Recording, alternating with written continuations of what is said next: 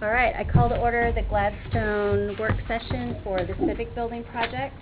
It is I can't really see that far, 5:29 p.m. on November 7th. If we could go around the room and just introduce ourselves. Start on my right. I am Steve Anderson with PNC Construction. Linda Neese, Gladstone City Council. Matt Tracy, Gladstone City Council. Michael Milch, Gladstone City Council. Kim Knox of Shields Obletch Johnson. Sid Scott, Scott Edwards Architecture. Greg Craddock, Gladstone Police. Will Somi, PNC Construction. Andy Krause, Scott Edwards Architects. Jennifer Marcichek, Scott Edwards Architecture. Tom Mersereau, Gladstone Counselor. Pat McMahon, Gladstone Council. Neil Reisner, Gladstone Counselor. Jim Wynot, Public Works Director, City of Gladstone. Jeff Jolly, Gladstone Police. And then we have two people. Tammy Stemple, Mayor. Audience, please. Natalie Smith.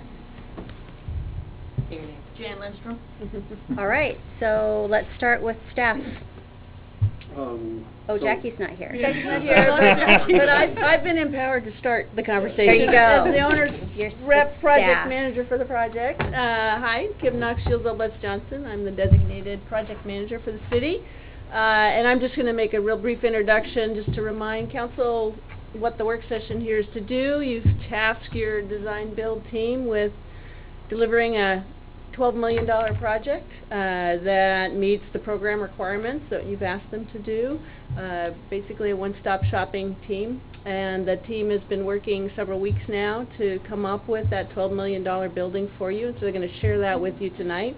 One of the other things you've approved is a bucket of about a $750,000 bucket of potential enhancements that you've also asked the team to kind of put some numbers around kind of scope elements and the kinds of things so you have a little more flexibility to decide what this building looks like and how you want to make it your own. So I think the team's done an outstanding job of really dialing down. In this day and age, working on a lot of construction projects, I can guarantee you nothing starts where it's supposed to start. And this project has the very good fortune of starting with some good work that's already occurred to get to that $12 million.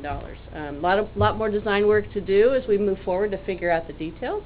But I think the team's going to present to you today something that they feel can be delivered within the budget that you've described. So with that, I'm going to turn it over to the people who are really running the project, which is Steve Anderson. He'll introduce the team and take it from Thanks, there. Kim. Steve Anderson with PNC, and with my team here is Will, project manager. We've got Sid Scott, principal in charge from Scott Edwards.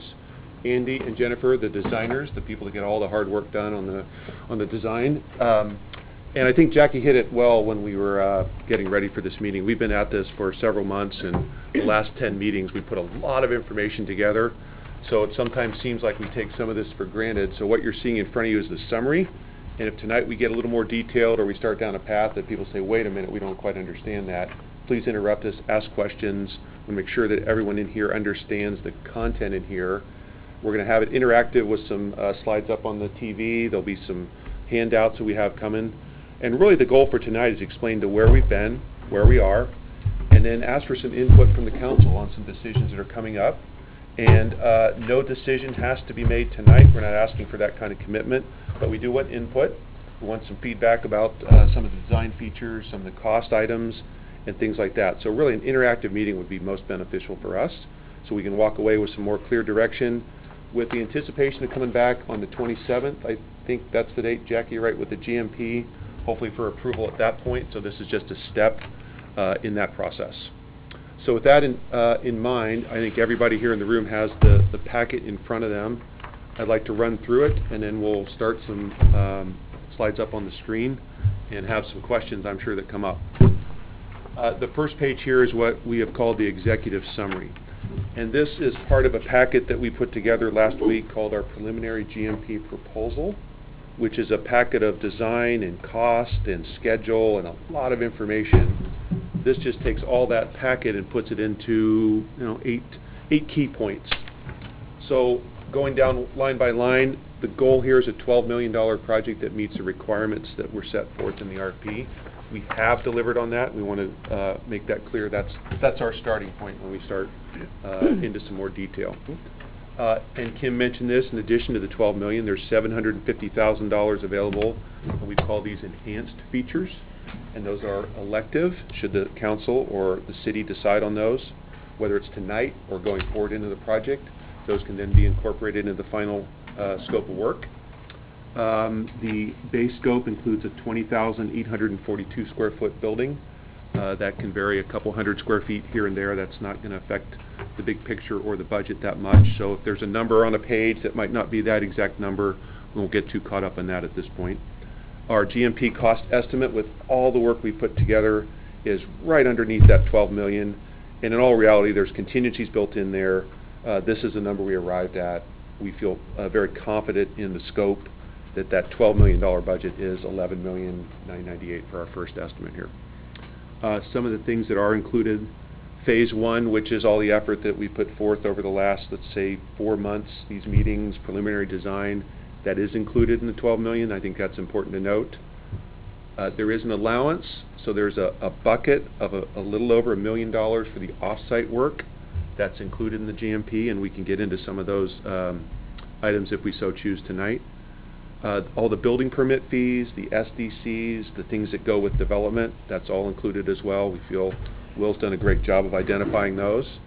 And we have had that discussion. We're treating this as any developer of this property. We're including all the costs that anybody would have to include in this type of development on this site. So that's noteworthy to mention here in the GMP.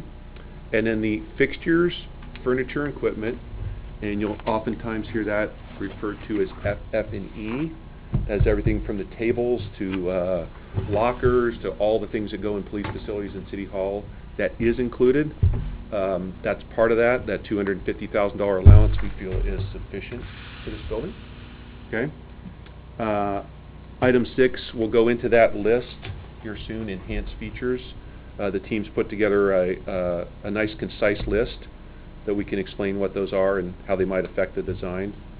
The schedule's based on a spring 2019 start. We feel that's attainable with permits, design, and construction start. That's a good time to start construction. Our substantial completion is in February of 2020, which means the building's just about done. And we've got another 3 to 4 weeks to get everything in there, the furniture, everything moved, with anticipating a spring of 2020 move-in, ready to occupy the police facility and the City Hall. And then some of the exclusions that would be outside of our GMP would be some testing inspections that needs to be carried by a third party. We don't believe there's any hazardous materials on site. We've done our investigations, but that is excluded. And then if we really find a significant unsuitable soil or rock, that would be outside of our GMP. These are pretty standard exclusions. Again, I assure everyone that we've done our due diligence, but we know this is construction. There are some unknowns. Mm-hmm. So that's the kind of the summary of where we're at for our first estimate and our design. Any questions on that page? You go right ahead. On a project, at least the one I worked on, there's usually a range in your estimate, below, and then you plug on a 10%, 20%, whatever contingency. Is that the way you did this one? It is, and there is a lot of detail that went into the estimate, and there's approximately, I'll look here on the, give me 1 second here. Will, do you remember what we had for contingency in total? 9%. Yeah. So within that $11,998,000, there's approximately 9% for Okay. contingency. And the second question on the 750, is that over and above the other if it's overspent, or if we want something more, or is there a thought to not having to spend that 750? I will, if it's okay, I'll defer that to further down the road because I think it'll be very clear Okay, how we're thank you. if that's okay. That's a great question, but we'll have some means to explain that in more detail. So I guess could you explain contingencies a little bit? Yeah. So say this goes, you sail right through, there's no boulders, no hazmat, no nothing. You get all your permits in one day, everything's under budget. Does that then mean that the 11,998,000 is potentially 9% less for us, or is that just something that's built into Yes, your but there's only guys'- one caveat with that. You have to say that every subcontractor bid is exactly what we estimated. Yeah, absolutely. Yeah. So we're really playing the perfect world here, but part of that 9% is what we call a bidding contingency. Uh-huh. Because we're not quite done with design. We'll be bidding this out over the next few months with some certainty. So about half of that 9 is bidding, and the other half is for the unknowns or Okay. design issues. Okay. So yeah. So I guess the question is, so if you're under budget, does that then come back to us as savings somewhere? Well, I Or- found that it either comes back in savings, Or we'll buy some... or you buy additional scope of work that you normally wouldn't Okay. have included. Not to go into the weeds, but one thing that we'll be doing as the city side will be, as Steve described, there's an estimating bidding contingency, and there's the other one. And halfway through, we're going to do a test and say, how are we doing? Did you use up all that contingency? So we have some ways to kind of break that down, so it's not just all or nothing, 9% now versus the end. So we'll be touching base in between to either put it back into the building or asking for that money back or something. Okay. So. Mm-hmm. Any other questions? Nope. Okay. The next page is just a program summary of the show, and then this is back where we're off by a few square footage when you look at the building total. But Scott Edwards Architects, they put this together. It just shows you the breakdown of how we came up with the 20,000, in this case 790 square feet of building between police, city hall, some public and core areas, support functions. And then the exterior is pretty much what we call the site. And I want to add that, because I think it's important, is that currently in the City Hall site, when our base budget is $12 million, we are able to keep 1,000 square foot community room in this plan, in addition to the council chambers and courtroom. So that's more of just a summary that provides the detail, and this was the criteria that we were set forth in the RFP and in the contract, so we've met that criteria here, I believe, with our design. Okay, now we get into some pretty pictures and some designs. I think if it's okay, everybody can see it here, maybe put it up on the screen. Jennifer, if you- That might not be the first page. No. Oh, it should be open.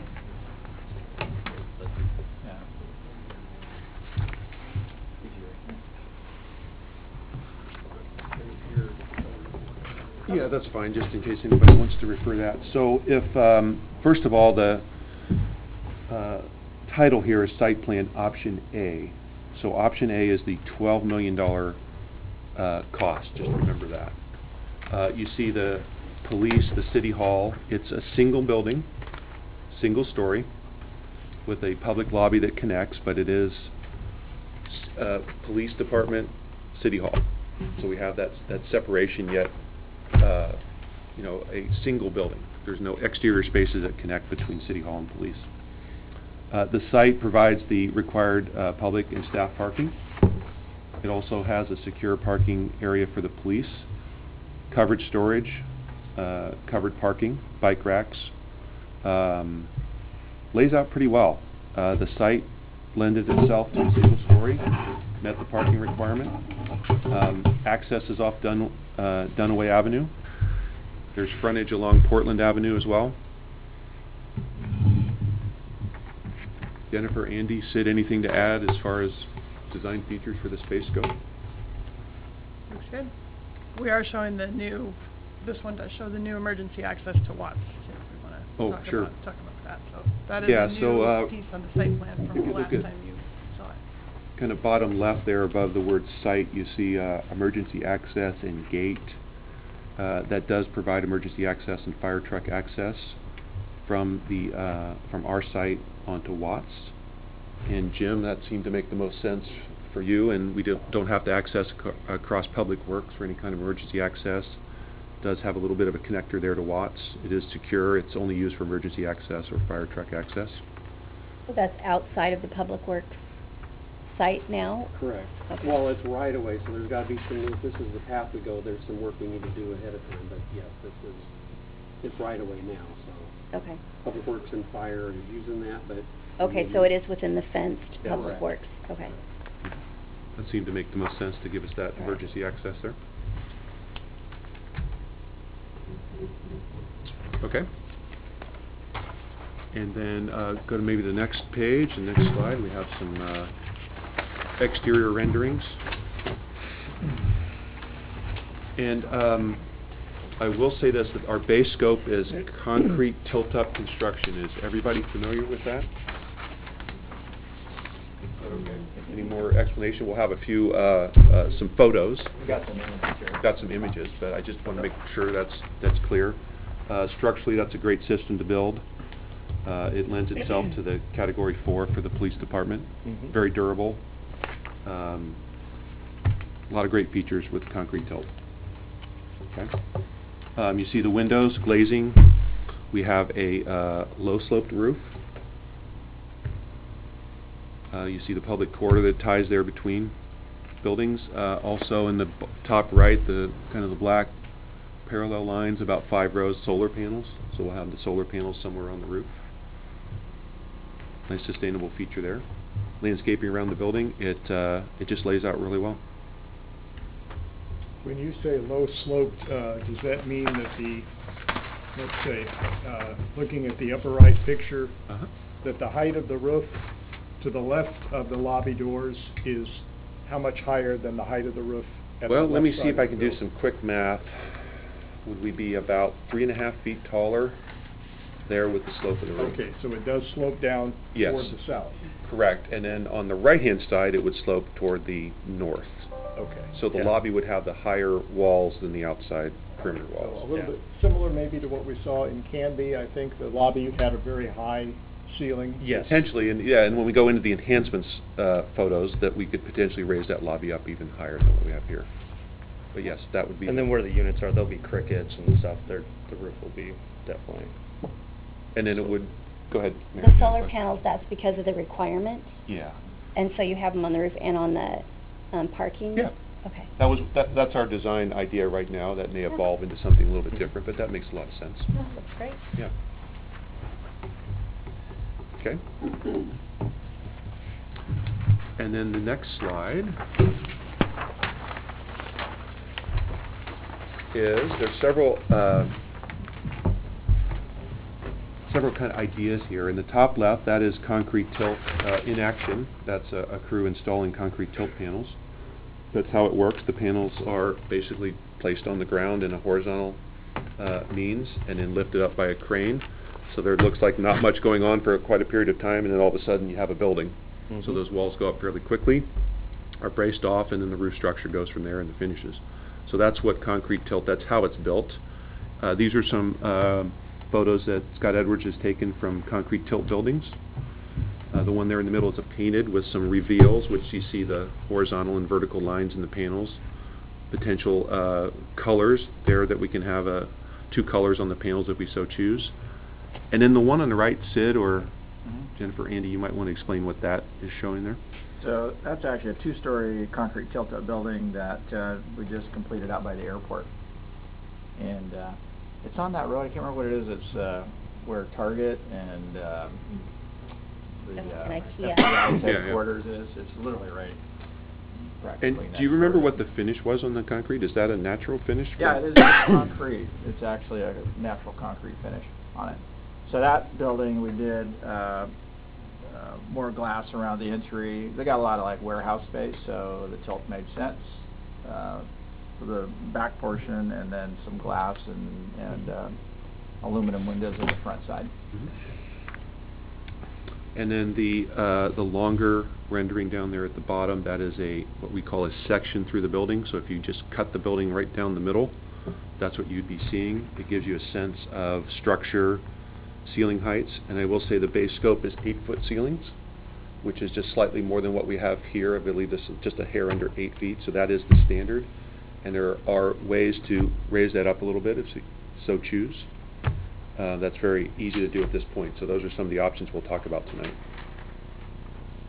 Okay? So that's pretty much And then the last page here before we get into some options, that is our schedule. This is a condensed version. It just shows you we're going to call this a milestone schedule more than anything else. How we lay things out, what has to happen in sequence, some of the ideas we're starting to toss around for construction timelines and activities. A lot of probably more detail than folks need to see here, but if you're curious, we do have a plan to get us to that March 6th, as we say, final completion of 2020. So schedule's tracking. We're all making timely yet not rushed decisions, and we have some leeway in this schedule to consider some design options and processes here. Okay, so that is the base scope for the 12 million with our kind of explanation of what we'd like to build and how the site would like to lay out. So any questions, feedback? For whatever reason there needs to be an expansion, what are the options? So we go to the site plan. Jen? So really the option here is to move to the west, to be able to expand the building. There's actually site area to the west that you could add more parking. So you could still maintain your parking, but that would be the way that the building would have any kind of future expansion. It's And what would that area be then, in percent? Square footage wise? Yeah. We'd probably add 10% to the building, I would guess. And I think I've asked the question in the past, but that doesn't allow for expansion in the second floor or Add third another floor. second floor? Yeah, it does not. Okay. Now, keep in mind that the building program actually tries to anticipate your needs for the next 20 years. So this $12 million project and the square footage associated with that is in anticipation of 20 years of growth. Okay. I understand that. I have seen buildings still need more for whatever reason, so just asking the question. We'd also relocate Public Works, take over their spot. We've kicked that around. Told Jim we're just expanding to the south. This way. Yeah, that's actually a very good idea, and Jim would support that, but that's down the road when we talk about that. So we have room. Yep. Sorry, Jim, we're picking up. No, that's a good thing. That's a good thing to talk about in the future. Okay, so now, if no other questions, we're going to move on to the enhancements tracker log. Right. So Jennifer, you want to hand that out? Steve described the base project, and what you saw in your packet is the base. And then these are what we've explored for,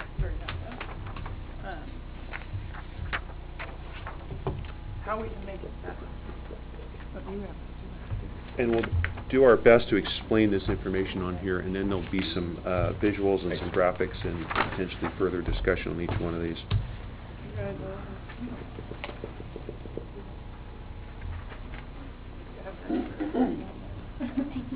Okay, so just a brief discussion of what this log is telling everyone. So at the top we have the base project, which is the $11,998,000. We'll call that $12 million. And then when you get to item 2 where it says enhanced features, these are optional features that the council and design team can consider that can be incorporated into that $12 million, and then we've identified an estimated value for each one of those in the column called estimated value. And then some of these do have an effect on the construction schedule, which would extend it just slightly. You can see those, many do not. There's a need decision by date. So some of these can be postponed, but several are key, and we'll go through those item by item, but that's an important column. And then we'll have an ability to reject, accept, or potentially call these pending, so it'll be an internal use for the team to track. And then the pending column is the pending dollar amounts. All these are pending, of course, at this point. And then the accepted column when we move over into accepted. So it's a dynamic spreadsheet that we'll use throughout the project.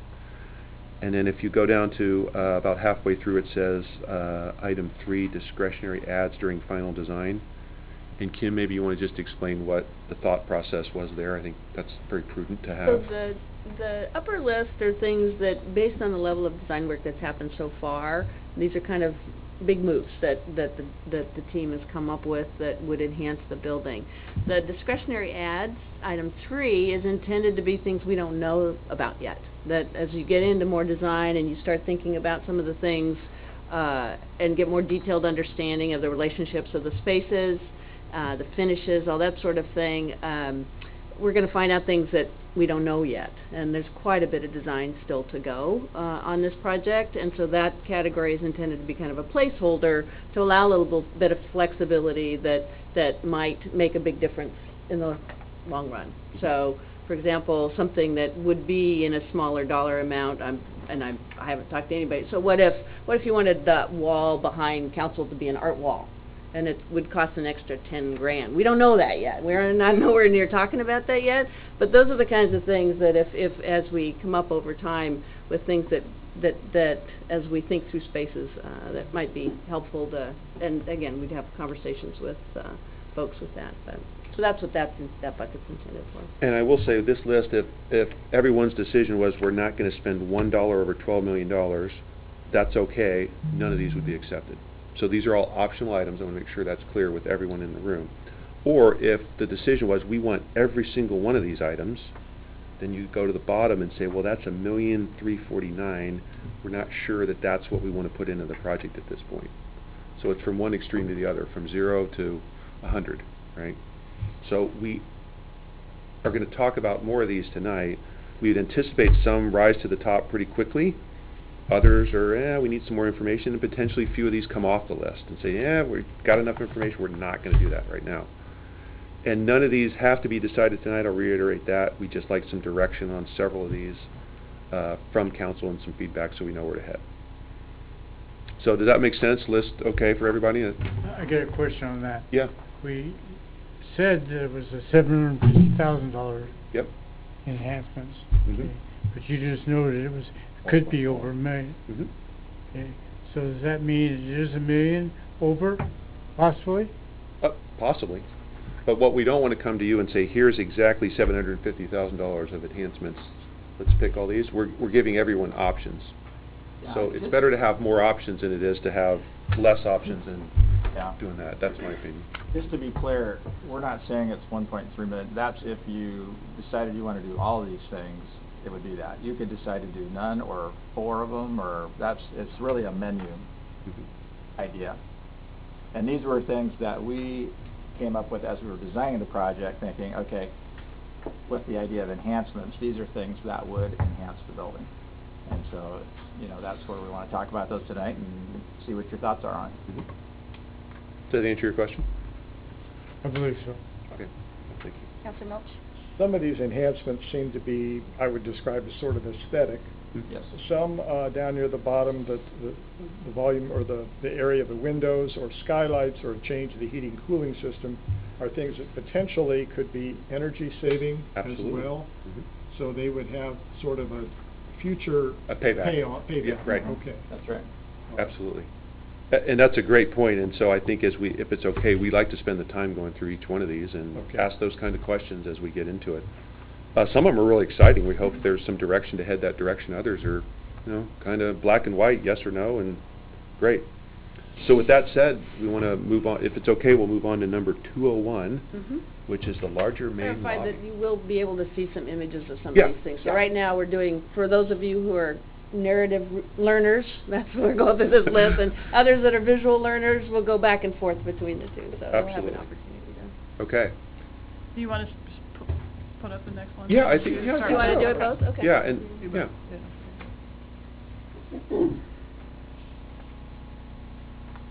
There we go.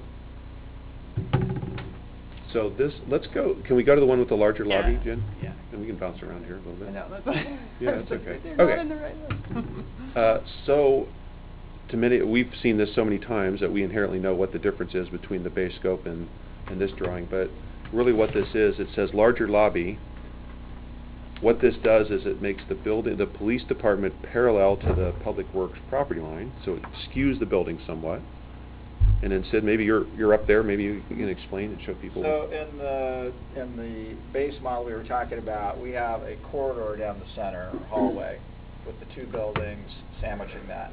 So the idea with this was to pull this apart so that we get a larger lobby space here, and this gives you more space here, and there's some other things we talk about, putting skylights and things in it. But the idea would be to open this up so that when you walk up to the building, there's a kind of this glassy, nice, transparent kind of feel, and then you can see into this space. It adds some square footage. It adds some other features that we might want to add in there too. So definitely more interesting looking. Yeah. Well, and this you'll recognize from the open house. This is essentially the site plan we had at the open house, but it doesn't meet that base criteria, so this. Yeah. What's the outside elevation height of the building, do we know? Well, right now, the top of wall is about 13 feet. 13? Yeah, and it's a parapet building, so the wall would go up to 13. Up and The then roof would be dropped in. kind of behind that, so when you stand at the street, you wouldn't really see the roof structure. That makes sense? Yeah. On that page. Yeah, like this has a parapet, so you don't really see the roof above the wall. You can see that. Okay. Any feedback on the larger main lobby? I like it. Yeah. I when I saw that, because I remember this drawing and I didn't remember the other drawing, I thought, it just feels like we're squeezing a little bit, and then when you start looking at the elevations for the tilt up, it feels a little bit more boxy. This is open and a little more inviting, I think. Okay. Yep. Okay. What does that do to items 202 and 203? Just because I'm curious where this gravel path is that you have. We're going to dive right into that one. Let's go. I would assume that takes care of that. So I think if it's okay. I'd like to go back to 201 anyway, but I just was curious what. Yeah. Well, does that then move those? Well, yeah. Can we flip to the slide? Do we want to skip? Yeah, I think so. Yeah, let's. Hold on. All kinds of information. Okay, so 202 and 203, we have not priced that. This is something that's really come up the last couple days as far as design elements go and some of the criteria that might have to happen. So, could you be my pointer, Mr. Scott? If you don't So mind? basically, in either case, to get a full-blown driveway through here, and we're showing this at 24 feet wide, so that's having access in and then access out, and then connecting back into the secured parking back in here.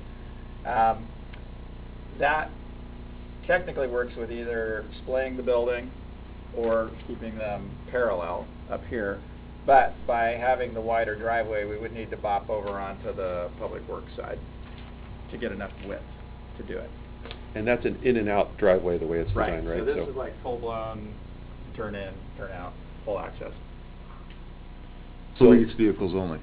Yes, that would be the context. And we've had great discussions in the last couple days. There's other options. It's just exit only, the police, which would get us down to about 12 feet wide, we think. So if we did a 12-foot driveway, which you could have as an exit only kind of thing, that would work on the property without having to expand over. And this is something the police requested? Yes. Okay. And an option with this is the building can be designed so that road could be put in at any time, whether it be 12 feet, 24 feet, or somewhere in between. Right. It doesn't have to be decided now. I think that's a great point, because in either case, you could do this, if you didn't want to do it now, you could do it in the future. Okay. And whether we do the buildings parallel or we create the larger lobby, it works for either scenario. So that's one that would not have to be decided tonight or the next week. It would just have to be, the conversation has to happen so we have. Probably the bigger issues in terms of, from the design standpoint, is that we're now would be dealing with a new curb cut onto Portland, and then, so that would be part of the timing is needing to get that resolved in terms of the land use process and all that. Good point. To answer your question there on Yes. that, and I will say that originally we had gravel, as an option. I don't think that's, the more we explored that, we're not going to recommend that. No. It'd be paved. That was one of those early options just for more emergency access and not use that much, but that's going to come off the list, the gravel. I do like the expanded lobby area as well. And I look at a lot of these things as, what are the employees gonna think? This building's gonna be for them more than it is for the public, in my view, because it's gonna be those folks that are working there every day. And I think, yeah, I have to agree, the little narrow hallway of that first one, I like the larger main lobby much more. Okay. Chief, can I ask, is this for expedited exit out of here? Is that what this particular driveway's intended for? That is one component of it. The other component is safety, rather than officers exiting onto Dunaway, which is a limited street with possibly heavy traffic.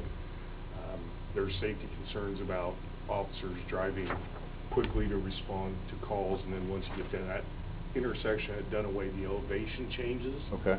And if you're sitting there, there could be a higher risk for accidents. And the line of sight changes to your left too, if you're coming off of that, doesn't it? No, Yes. You know, there's a slope. Very much so. Okay. I just was looking for the reason. Thanks. Is there an issue with land use to go, or because the city owns both of those pieces of property, just to put a driveway right down the middle of them?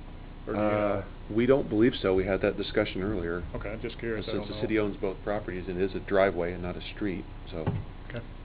Something to be explored, but it doesn't seem. The one question that came up was if the funding for this project would allow construction on the adjacent property, which your city owns both of them, but I don't know, Yeah. that's just Outside, technical. because the urban renewal. We're Yes. using urban renewal funds on this property, we just have to be careful of that, but I think what we came to a consensus on, if we did a 12-foot exit onto Portland Avenue, that would not impact Public Works property as Right. much. That's right.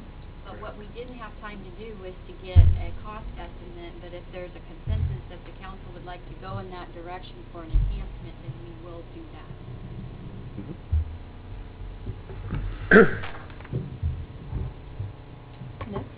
Okay, so number 204, and this is called ground-faced concrete masonry units, CMU, instead of concrete tilt-up. And in layman's terms, that's a concrete block that's smooth versus a concrete tilt-up panel, which is concrete. And that CMU can be a color. It can be painted. We wouldn't recommend that. And it can be, say, 2 different colors, or we'd leave that up to Scott Edwards to figure out what works best. I think we do have an image of that in here. Yeah, Jen. you want to go to the image? Right. In CMU. Westland and Rockwood, those were both CMU buildings. I was going to say something, Kim. Oh, you were, sorry. The addition right out here, the fire department addition, the front 15 feet is a CMU building. Pretty common for civic buildings to use, and what we were talking about is a ground face, so it's actually a concrete block that is, they grind the face and it gives it kind of a stone On the right look hand. to Yeah, it. right there. Right hand, and that's 2, like a gray and a tan or brown there. Right, Yeah. see it up here. I guess what I was going to say in introducing these images is there's several enhanced features that are represented here, so it's... So people are only allowed to look at that photo. You can't on the right. only... There's a lot of stuff Yeah, going on. right, so now everybody looked at every other photo now, but that's okay. That's good. So that's an example. I will say that does add about a month to the schedule. It just is more labor intensive than concrete tilt panels. That's one of the benefits of concrete tilt is quicker. Quality control's a little bit easier on concrete tilt, not to say that CMU isn't a quality product, but there are more things that are weather dependent and material dependent in CMU, all factors that go into that cost. So that's about a $72,000 enhanced feature. Again, it's an option. We're just looking for some feedback potentially from the council. Jen, could you go to the rendering that we show that in too, please? Are you assuming that would be the surface of the walls completely around the building, or just on, say, the public face along Portland Avenue or something like that? Is it possible to combine the two? It is possible. I don't know we'd recognize much cost savings because the efficiency in tilt is the consistency and all-in-one kind of. Okay. Yeah. Because when you start introducing a second structural material, you put up some panels and then you got to come back and do other panels. Save a lot by doing it. Yeah, I honestly wouldn't recommend that we combine Probably, it. at this size of building, I think it Yeah. would be one or the other. Yeah. in terms Correct. of making And from an sense. architectural standpoint, one of the reasons that we would frequently gravitate towards that is because it adds a humanistic scale to the building. it's a proportion and a size that people can more easily relate to. And so it tends to give a feeling of a more intimate sort of building. Which of the two, the CMU? The CMU, yes. Yeah, that's one of the things that strikes me is this photograph, the rendering of the tilt up in this. I've just kind of labeled it the Wilsonville design, and there's nothing wrong with that. Yep. But like the SSI offices over there, this is very similar to that. And what it does is it ends up towering. And when I first look at it, it feels like it's not welcoming at all. But I know that you can enhance it to be welcoming. Yep. But I mean, when you look at that, it's so. To your point, joints and things really do an effective job of breaking down that scale. yeah, and this is, I think, larger. He said 13 foot. You said, right, 13 foot face to That's parapet. more like so. 25. Yeah, this is 25, but it's still, it's, so, okay. That's why we're having the discussion. It's good input, and we have some time to make some decisions. Okay. Number 205 is increased ceiling height from, I'd say, from between 10 feet to 11 feet versus the 8 feet. Yes. The versus the 8 feet isn't Yes, we on need here. to do that. Okay. You don't like the lower ceiling? If you're in a public building, you want it to be spacious. I don't disagree with that, Mayor. Here, crazy. So that's shown too on these slides. This is a 16-foot exterior wall height, and then when you flip to the that bottom section perspective view, you can see there's a 10-foot and then the 16-foot wall height you also see. Way better. So in rooms like where the evidence storage or we have storage needs, you don't have a ceiling, you have a taller space that's up to the deck, and it provides that flexibility. It allows us to bump up the ceilings in the council chambers, the IOC, bigger spaces where you want some taller space. Right. So that upper, one of those images is a council space that was completed with about a 10-foot ceiling. It allows you to do some more interesting items with ceiling and lighting. And that's that picture with the chairs in it? With the chairs, yeah, that next to the... And that's 10 foot, isn't it? It's harder, I can't... It might be a little bit more than that. Yeah, that one might be a little taller, yeah. Can be. Can be. It's Is that 12 feet, Is I that one think. 12? Yeah. Okay. Better.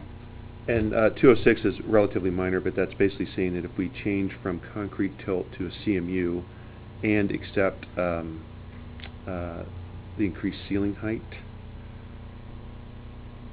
There's a premium for that. Yeah, I think we got it a little off on the numbering. Numbers are off on there. It actually would be if 204 and 205, sorry. Yes.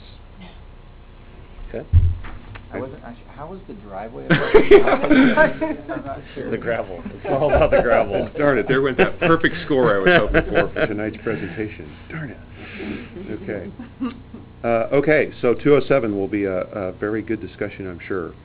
So basically that is an add of $433,000 to go to a sloped roof, and it says in there at about a 1.5 to 12 with sheet metal roof panels versus the what do I want to say, moderately sloped roof that we had in on the base design. It's more of a slope. Right. But the big change is it's metal roof panels versus a built-up roof, which is what you see a lot of buildings with the built-up. All come with warranties, so it's not an issue of quality versus cost. Metal roofs have a longer warranty, but the moderately sloped roof would also have a 20 to 25-year warranty. Wouldn't expect any problems with either system. It does allow, maybe we can go to one of the cuts through the, so if we go to that middle one? some of his called a pitched roof, the 1.5 and 12 with sheet metal panels, we do have the ability to have some higher ceilings without having to raise the outside walls. We still could have 8 foot at the outside, but you might end up with 11 near the center. You do see that the spline, the lobby, is definitely going to be taller because that's where the height, where you pick up the slope of the roof. All options to consider. It is a big number, but with sheet metal roof and going to a pitched roof, it does add cost. So Public Works, dealing with a sheet metal roof, is that going to be harder for you guys? Lower maintenance? Okay.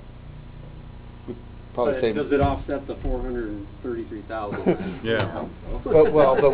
But we would. Right. Unless you're paying him a lot of money to maintain the roof. I don't know. I think that's the 100-year payback. Yeah. Though in the long run, I would say, granted, there's a warranty. would it last longer then? Do we, you know? Yes. do we not? Yes. Yeah. A sheet metal roof typically has a 50-year warranty against material defects or more. A built-up roof is usually in the 20 to 25. And if you think about maybe replacing a roof, it'd be unlikely you would replace a metal roof but before year 40 or 50, regardless of the warranty. There would be potentially some maintenance on a built-up roof or in year 20 to 25. There's a lot of factors in there. There's no right or wrong, but a sheet metal roof will last longer, but it costs more, and you tend to see that. And it's a mix. To us, it's whatever benefits the city most and wants to be part of the project. I think one of the keys, particularly on making shallow pitch roofs last longer, is providing enough slope that you have absolutely no water that stands on them. You don't have little bird baths that, you know, where there's a little dip and that kind of thing. And so that's something we really focus on. So we typically go more slope than is what code required, so that you're not going to have any water on it. That's with the built-up roof? Correct. Okay. Yeah. Unlike our swimming pool out the window here. Right. No. Don't use that as an example. Example of what not to do. Right. And that is the cost now, not in 20 years. That's for them to build. Upfront cost. Yeah, correct. And that's, and, So yeah, but that... could be, if you're thinking about it, it could be 800,000. For a retrofit. Yeah. Sure, yeah, well, yeah, we'd need design decision now whether we're gonna go with a pitched roof, because you'd have to make the structure the right height and all that, so... Different structure. Right. But we're hoping this new building lasts 50 to 75 to 100 years. So this 50-year roof would hopefully last at least the first 50 years. Yep. I like the look, actually, where you have the one a little bit higher than the other. You know, the police station higher. Because this is looking from the west, isn't it? Right. Yes. Yeah. Right, the court council's on the left side, and then the police operations on the right. But we could do that same design, but with a built-up roof. You actually could. So we could have that So, height and all yeah. that with just a regular roof, not just the sheet metal roof. So, and what's the slope of the built? The standard. The built-up is There's about the- 3/8 to a half inch per foot, so it's Okay. not flat, it's just very gradual slope. It would be built inside of parapet, so maybe Right. back to your point. No, Yeah, yeah. you wouldn't see it. Here, we would express the structure, so there would be some overhangs, right? So you would see, You'd make the, I think in this case, you'd make the slope of the roof a feature yeah. of the building. I like that look. Yeah. I do Now- too, and I think in the long run, we'd probably save money, because I know the school district went with the, what's the name of, not, EPO, is that what they use? yeah, and it was like 10 years later, they were having to replace some of it. Yeah, that system, yeah, that was, 10 years ago, that was a pretty popular system, and I'm sure it's panned out as far as the longevity that was Yeah. expected to 10 years ago, and that was put on a lot of buildings. This is a good item to get more input from Jim. That built-up roof system is maintained from the interior. So you go up onto the roof through a roof access hatch in the middle of the building, and then you can walk around on the entire roof to maintain it. A sloped roof like this is going to be largely maintained from the building perimeter. So water and such that's coming off from that roof is going to go into a catch basin here called a scupper box with downspouts coming down. So it sort of has the same sort of maintenance issues that your home gutters have. They both work great, but it's a different scenario from a maintenance standpoint. And accessing units, you gotta have more tie-off points now, because you don't have a parapet, and you got the slip hazard. Yep. So that'll have to be factored into your decision. The other thing that I'll just mention as well with sloped roofs is that we're gonna have mechanical equipment on the roof, and it can be more complicated to put those on a sloped roof. Typically, when we do a building that has sloped roofs, we generally create a well in the middle of that, a mechanical well, that is a shallow pitch roof, and that's where all the mechanical equipment sits. So normally we would do a combination of both, having a pitched roof and then a shallow pitched roof. And that's what they where did. the mechanical sits. And that's what they did at Canby, the Pretty partial typical. metal and then the rest. Otherwise, you're gonna see all this mechanical stuff sitting on top of the Mhm. roof. And it's hard to make it look very nice. You know, we screen it and do that kind of thing, but you're gonna have bumps out there. All right. Which, if you wanted to go this way, I literally would want us to look at that idea of creating some kind of a mechanical well in the building. Okay, like me to move on? Yep, next Okay, one. thank you. 208, not an item that we need any quick decision on, but it's luxury vinyl tile, i.e. linoleum in tiles. It's very common nowadays in public facilities. In lieu of the base scope has just a VCT, vinyl composition tile. So it's just, I think there's even a rendering potentially. It comes in all kinds of shapes, colors, and features with the LVT. VCT is a little more straightforward, not quite as many options. It is, from a maintenance standpoint, a little less maintenance on LVT than VCT. So that was just one of those design features. We'll probably come back at some point and reinvestigate that one. It's not something tonight, but we did want to put it on the list. Yeah, and just to touch on that too, because we haven't really got into a big discussion about finishes yet, so some of the imagery you see on the screen, the one on the far left says flooring upgrade as part of that, so that's a ground and polished concrete finish, which also can look really nice and be super durable. More of that linoleum finishes on the right, and carpet options for the council chamber. So there's sort of a whole bunch of finish options we haven't really explored, but trying to put a number to what those finish upgrades would be. Mm-hmm. And we know public involvement is important in this project. These are items that the general public will probably want to weigh in on. They're easier to grasp, a lot of them, than the bigger picture items. Mm-hmm. And less time critical, so that more input can be gathered before decisions are made for those. The resident? Since we're talking flooring, if I remember right, Sherwood, in their council / well, off the library, has a subfloor. Oh, it's raised. It's raised, so to allow for changes. Right, does it have ductwork? Is supply air come underneath that, or does it just have power? Well, electrical and duct and phone. Yeah. Access for, yeah. Yeah. Are they? Okay, I don't know. I just know that they liked it, so. It does offer a lot of flexibility, but then it offers, it's a cost premium, and I wouldn't recommend that for this building. Okay. Yeah, I think it's a good thought, but I think the cost premium and the benefit long-term of the flexibility, I'm not sure that would. And parts go obsolete really, really quick. So when you want to make changes, you can't get parts. Okay.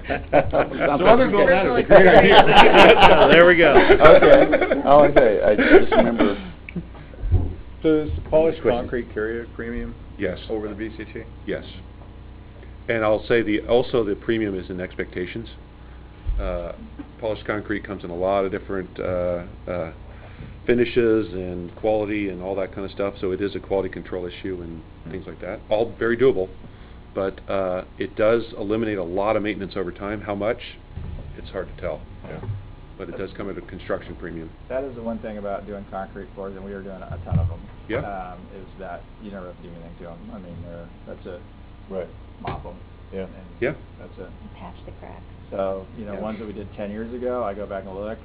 But you have to go into it knowing concrete cracks. There's going to be some cracks, whether it's new or old concrete or whatever the case is. I personally like the look of it, but it's I go back and look at the ones we did 10 years or longer, and they look great. I mean, they're just the aesthetic, like right? brand new. Yeah, I mean, it's not going to be uniform. It has aggregate. You're going to see different rocks. I mean, Plus, yes, plus exactly. The maintenance is phenomenal, because we have them at the stations to where they've taken all the tile out. Yeah. Mm-hmm. Because we were buffing them all the time, and so then you got whatever else comes up off the buffing and stuff, and they've pulled them all out wherever they can and just done Well, we see them a lot in concrete. public areas. Potentially the lobby would be a good one because that's what I of was traffic. thinking. Yeah. And not throughout. And it is a sound issue sometimes too. You have to have some sound attenuation because it's a hard surface. Yeah. So, but in that lobbies large of an area for maintenance. Right. But you can put sound traps, I mean, you put traps in Right, the ceiling, right. right? They're literally, yeah, you Yeah. would anyway, but with a hard floor, it absorbs even Right. less sound and bounces off. Okay. Alrighty. The 209 is what we were going to call heavy timber exposed structure at the lobby. I think there was do we have any more than, we have? You got that rendering that shows? Yeah. The actual rendering that had the ground face CMU on the upper right shows an image of what that heavy timber structure would be, and then you can see it in the section down below. So it would really kind of be a feature. We're looking at it as a feature in that lobby space and kind of warm it up. And I like it. Yeah. Jen, would you go to the rendering, because that actually does show it very well, I think. Yeah, there you go. What's that, Mayor? Got this. The GCCF down here used the OSB, the oriented strand board, compressed beams. Yeah. Those are really cool. I was so impressed, I actually took pictures yesterday. Very cool. Are those expensive? Well, I would say for the area we're talking about, if it's going to be some type of glulam or OSB or even a CLT, we've all heard CLT. Yeah, it's that's big in Clackamas County right now. Yeah, and throughout the state. So we're not talking about the entire structure. We're really focused on the lobby. And the square footage is relatively small. So whatever system, if we go with the wood look that we land on, I don't think it's going to be a budget buster. Okay. This system versus that system if it's wood. And these are structural. structural, But we have correct? recently used them, and they buried them with sheetrock. Oh, But they kept the they're structure just all above. It beautiful. was really with mortar and shop, put it all in, and we're like, hey, that looks nice, and they put sheetrock over it. Right. Yeah, they're really They're nice. like, all right. So anyway, that, and then what we have there on number 210, it says of 201, which is the larger main lobby, and the, actually 209, apologize for the typo there. So in other words, if we have a larger lobby and we want heavy timber, it's got to be the combination of 209 and 210. We have a little bit more structure there to expose. But it definitely gives you warmth in that area. Okay. Number 211 was increase the total glazing, i.e. the window area, from about 15%, which is the base scope, which gives us the windows that we need, up to about 20%. And Sid, I think you explained it pretty well earlier today. You want to just tell people what that would mean? Yeah, so, you know, the way that the base building is we've got areas of glazing, and they're separated, so it's more of like window pattern, where if we went to a higher percentage, we could, and some of the images you've seen, in fact, the image right up here, where we could really cluster more of the glass together and just get a glassier feel to the building, and find the right spots to put it, so it's bringing in daylight, but it's also, you know, I think it's so critical that we make this really welcoming to folks and inviting, and so that's an excellent way to do it. Yeah, kind of like that perspective you gave on the concrete tilt job you guys did, where you added a lot more. We put glass around the entry, Yeah. and just really livens it up. And whether it's 15 or 20, but there's, you know, the 15 is basically the base program, and there is potentially some increase if we so choose to do that, or we'll just stay with what we have. Okay. Number 212 is just add 12 unit skylights. Those are approximately, you can do some math, $1,800 a piece. So if we go with a larger lobby, that'd be a great spot to put some skylights. Which, right down the center there. You can guarantee they won't leak. And then the Well, next the item gentleman is next change the heat. Yeah. the gentleman next to the property will probably end up doing it, so got a good resource there. All right, good. But I will say that these are what's called unit skylights, Yeah. so they come as pre-manufactured units versus sometimes you get larger skylights and they're panelized and there's all kinds of details and flashing. These would be relatively straightforward to install, whatever size we determine would fit. Got a question? Could I assume that if you did the more sloped roof, the steeper angled roof, that the vertical portion of the wall that goes up to the higher roof would have some windows in it over the lobby? That would be what's called a clear story, so you could potentially, yeah. North-facing windows, so you'd have not direct sunlight coming in, but you'd have. We could certainly explore that too as part of that additional glazing or part of that pitched roof. Yeah, that would be an option. Okay. And then 213 is change the heating and cooling system to a VRF system from the baseline VAV. So in layman's terms, are people familiar with, there's some brand names, the Mitsubishi and Daikin. You see these units that don't require ductwork. They're basically powered with electricity, and they have a lot of variation in controls. If one room is too cool, They're going to throw heat in there, and they're going to take that heat, and then they're going to heat an adjacent space, or vice versa. They can move the heating and cooling around within rooms. They do come, they're much more common than they have been in the past. There's a lot of quality installations out there, a lot of public buildings. It does come with a premium up front, but there is a payback for that. I think we might have alluded to that initially about potentially exploring that. We haven't done that yet. Is $196,000, is that a 5-year payback, 10-year, or 100-year payback? We'll do some energy studies on that one. And we also penciled this one until potentially after the first of the year to even make a decision. The baseline has what we're going to call units on the roof with ductwork that blows hot or cool air into the space, and temperature control that gives you enough control to be comfortable throughout the building. So that's the baseline. That will certainly function, is very common. If we do want to upgrade to a VRF and have a little bit more control, a little energy savings, we could pursue that. So no decision tonight, but we did want to say that those are probably the most common systems that we would see in a building of this nature. Yeah, and both work. Both work quite well, and there's a lot of quality installations out there. And you would eliminate those roof units, you said? We'd still need some, you'll see some of the condensing units. You'd have smaller units, and potentially we could find a smaller space. They would be somewhat smaller. With the VRF, we still need ventilation, so we still need to have some fans and things like that moving air around. Yeah. So none of this is radiant floor? No, we have not looked at that. The challenge with radiant floor, that's a really good point, is the cooling. So then you, in a public building, you're probably not going to want to eliminate the cooling. Right. So then you have So a nice, you have efficient to- radiant heating, and then you have a redundant system somewhat to cool the building. Yeah, then they beams that are. Yeah. Now then they Not start always talking about working the way they're actuators in the supposed windows, to. which we don't want windows opening up in a public space just Right. randomly, right?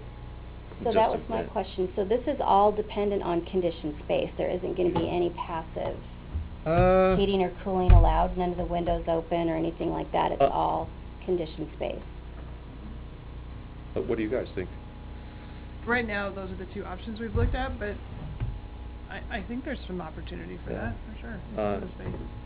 Maybe, the police side is probably more difficult. Correct, to do yeah. that, I wouldn't and- suggest to do it on that side, Yeah, but at the library, we did that in Oregon City, where we provided those options where you can open windows. Right. So you don't have to depend on the Correct. cooling system. It's a brand new concept, fresh air. As long as it's always 70 degrees We're out, no studying it right humidity. now.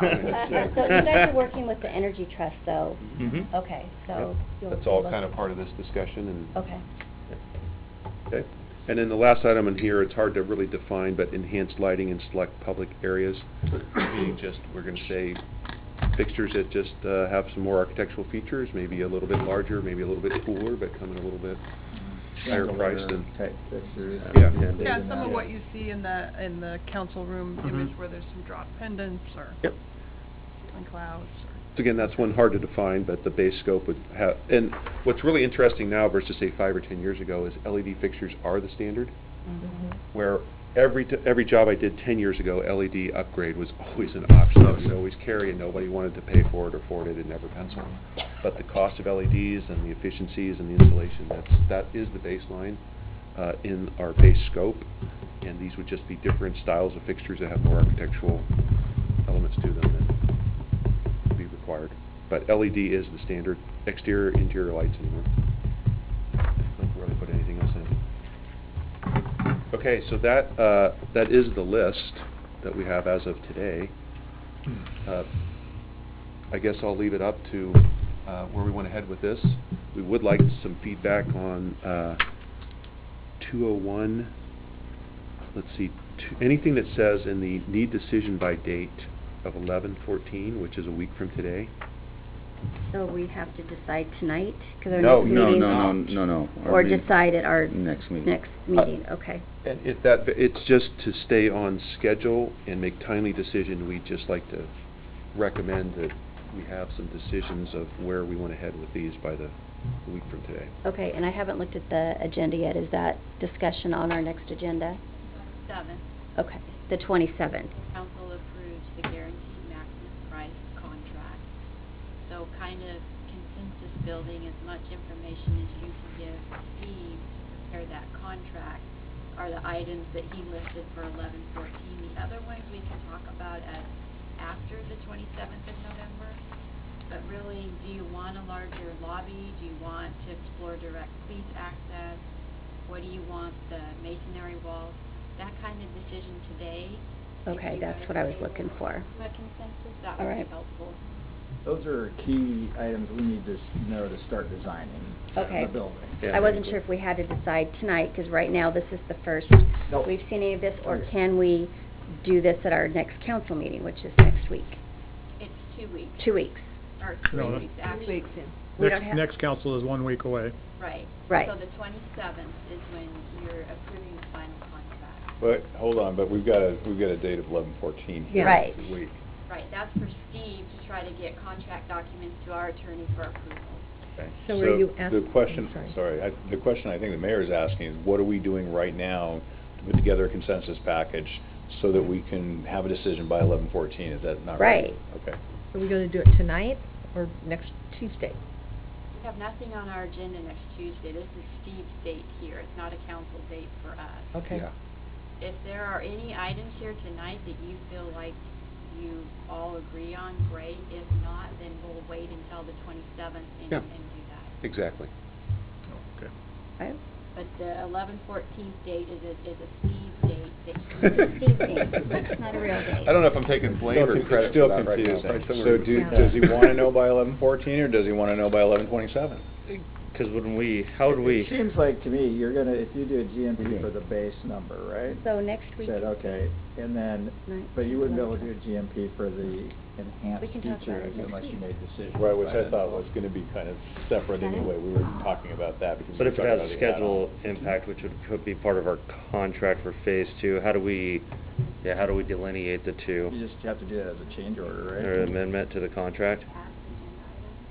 Yeah, I think we can work through that. We don't want rush decisions. We No, just want to no, stay I- timely, and we we'll work just- certainly We within have the a council meeting November 13th. 13th, right? So we can make this decision, we'll add it to the agenda and just, I just picked up the fact. So Yeah. that So works for Steve's you? date. which is next Tuesday, so If that that- beats it by a Look day. at that. If that works for the city Yeah, and the I council, think then that that makes would the work most sense. fantastic. You just added in the agenda Steve's date?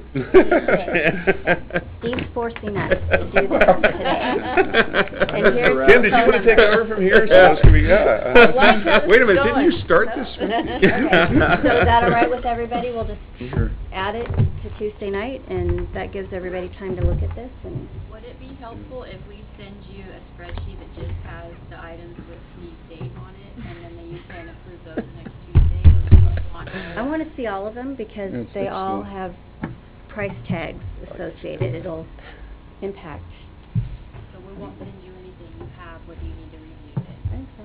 Although, Jackie, if needed, we can put a price on the police access I think that'd probably be...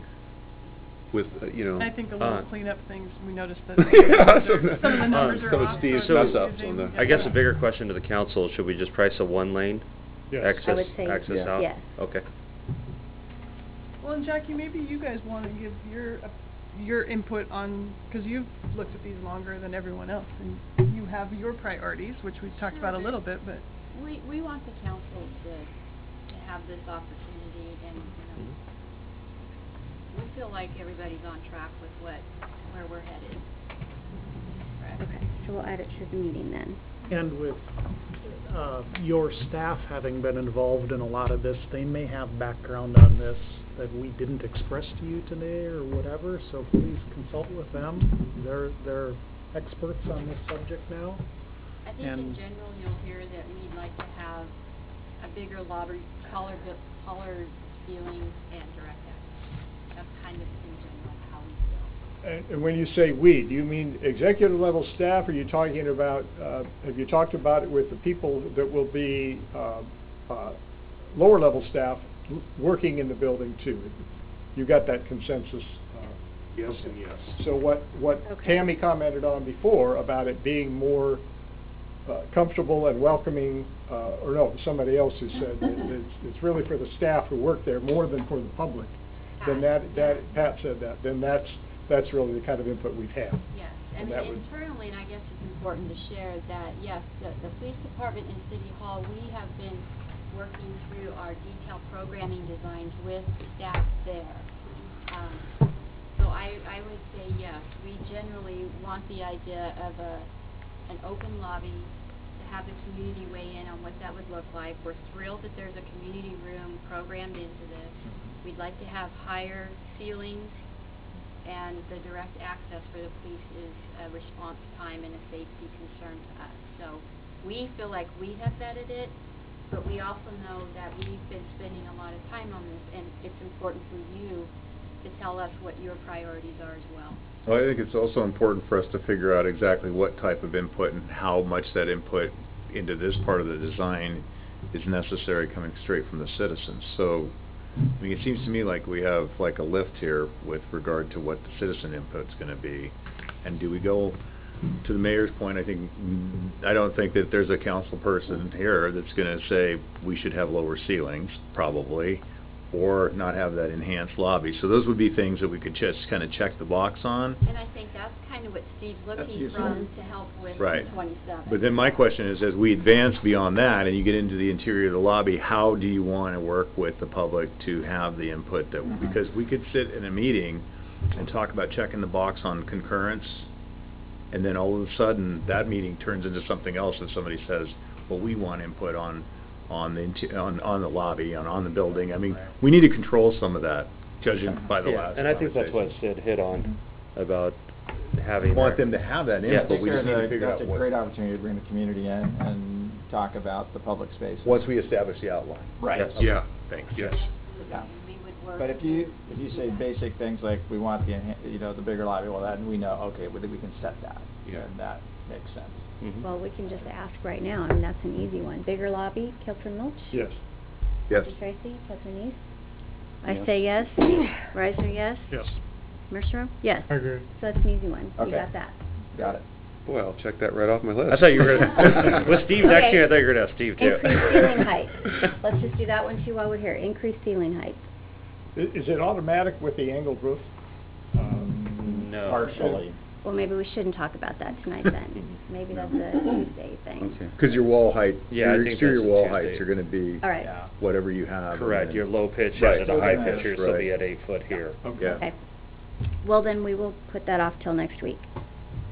Luxury, sloped roof, we're gonna talk about that next week. All right. Direct police access. But we don't know the price on that Yeah, yet, we so need- I think we need owe to them a wait. little- Yep. A design with a 12-foot exit only and a price. But that kind of lines Yep. perfectly Yeah. with how It'll fit within that 20-foot Yeah. setback we've got. Yep. Because if we put that in, we're gonna take away some of their offices. That's how we're gonna balance that out. Trade-offs. Yeah, we haven't talked about those. You guys have a 10,000 square They foot just get to- footprint. They can sit in the car all day, and then Yeah. but they get out real fast most of the time. So what we'll do is we'll add this to the agenda next week for you guys to give us a consensus on the project announcement, and then we'll generate a contract for the 27th, which, by the way, we're changing the meeting time to 6:30 so that we can accommodate everyone's schedule, not at 5:30 on the 27th. And then we'll approve the guaranteed maximum price contract, and then we will work internally to come back to you with a proposal on how we can engage the community after the first of the year and some of these other design components. Perfect. All right. Okay, so, yeah, the 27th is a Tuesday. Perfect. Okay, yeah, that's great. Okay. All right. Next. Well, next is, thank you very much. Oh, Are that there was any it? questions? So is this What for else the can we 13th, design? Or do you want, need this updated list? That's all we need. You okay, Yep. we're good. And I'll send it to you, we'll send it to you. Yeah. I think a pitch while we're here, that discretionary funding for staff to be able to make decisions. I've seen this a lot of times, it's a real assist for the design team. Makes it to easier. empower them, Mhm. whatever that dollar amount is, rather than delay it to the next council meeting. Yeah. We should come up with that number. Yeah. All right. We'll talk about it next Tuesday. Thank you, everybody. All right, well, I guess the meeting's over at 6:43. My eyes. Yep.